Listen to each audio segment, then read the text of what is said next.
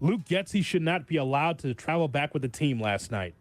So many screen passes, so many sideline to sideline passes. And I thought to myself, is there something wrong with Fields? Is there a reason why they're doing short passes? No. The reason why is because, again, from Getsy's standpoint, and I guess he thinks that Fields holds the ball too long, so we're just going to just nickel dime it down the field. Cap, that's not the NFL today. It must be vertical. It cannot be side to side. It is just aggravating. Like, you win the game because of field goals, great. But the object is to get it into the end zone. And so whether you are someone that's blaming Getsy, blaming Fields, to me, the operation overall, all of it was not good enough. Okay, I understand your point. I don't agree with all of it, but that's fine. That's why you and I like to chop it up all the way to our cars when we walk out of here. Do we not discuss going down Lake Street? Yep. We do. Yep. Luke Getsy and Matt Eberflus are coaching to save their careers as in their current roles. Matt's not getting another bite at the apple if he gets fired as a head coach. I don't believe. No. They don't care if they won 2-0 on a safety. They were getting on that plane with a victory by hook or by crook if they could. I don't believe Luke trusts Justin implicitly. That game plan was obvious. Justin had multiple opportunities to hit receivers down the field and did not get it done. That said, I thought there were too many throws behind the line of scrimmage. Too many. I get what you're trying to do. I was texting with Waddle, and he said, you got to understand something here, man. Those guys are trying to save their lives, the coaches. And because you want to watch vertical and I want to watch vertical does not mean they believe they can go vertical and win against Brian Flores, who blitzed Justin last night. He averages 46% blitz rate. That's 9% more than any team in the league. Last night, 57% of the time he blitzed him. 57.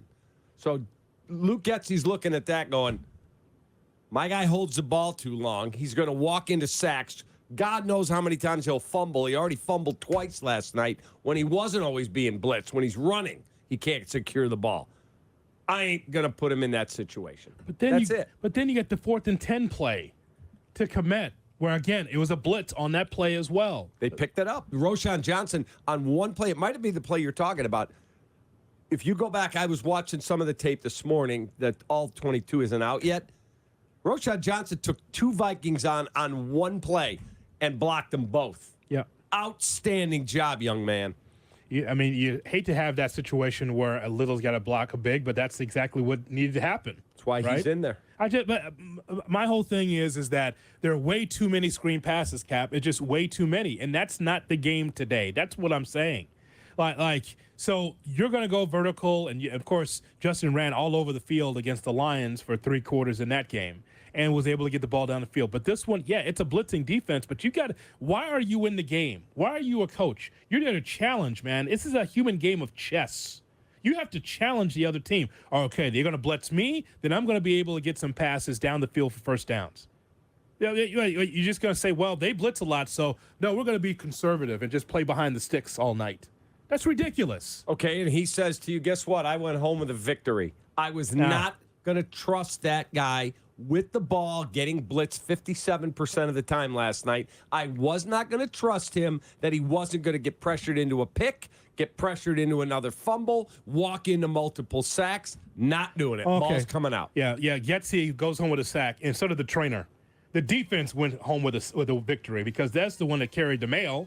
You give the victory, you give them a ball, whether it's Sweat or Edmonds or Edwards or Brisker or Jalen Johnson and Gordon, those guys, that's the reason why they go home with a victory. It ain't because of Luke Getsy. It ain't because of Justin Fields. That offense was not good enough for me. Don't disagree, but Luke Getsy might say to you, Jonathan, I was not going to put him in a situation where he was going to have multiple picks because he got hit while he's throwing. Not doing it. Well, you know what? I can't deal with an offensive coordinator that's scared. You're scared by a dog.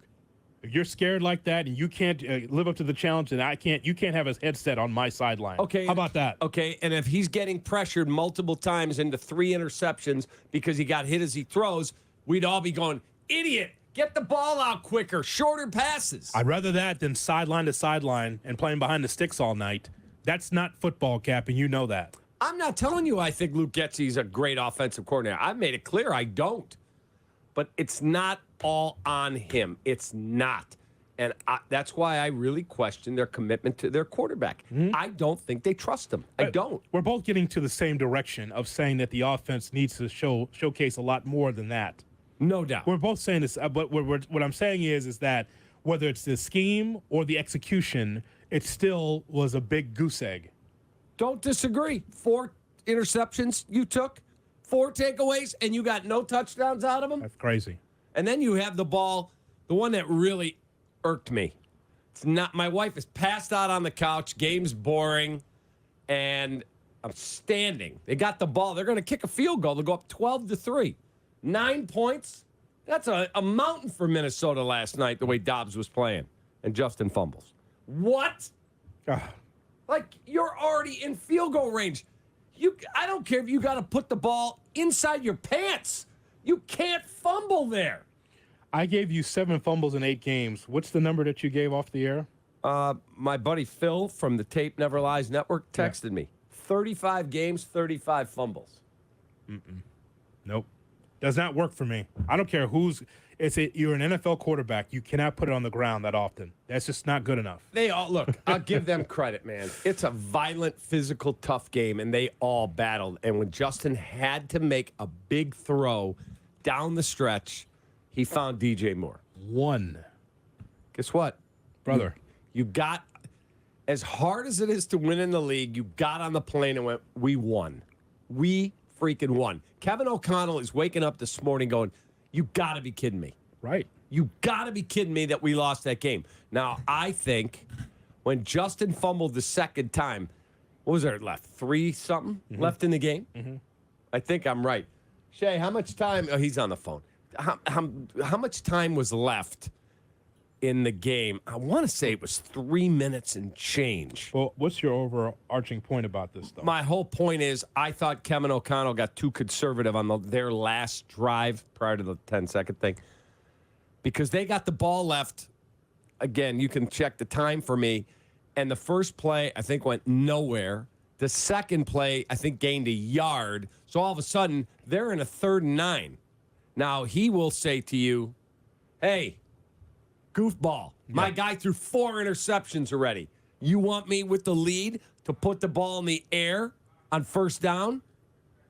You got to do something better. The Bears defense came to eat last night. They were playing good football. Ooh, man, swarming. You have got to there's got to be a more high percentage play you could run because if you get 2 first downs, Bears were out of timeouts during that drive. They ran them down. 2 first downs and the game's over. You don't even get the ball back. I thought Kevin O'Connell made a grievous error.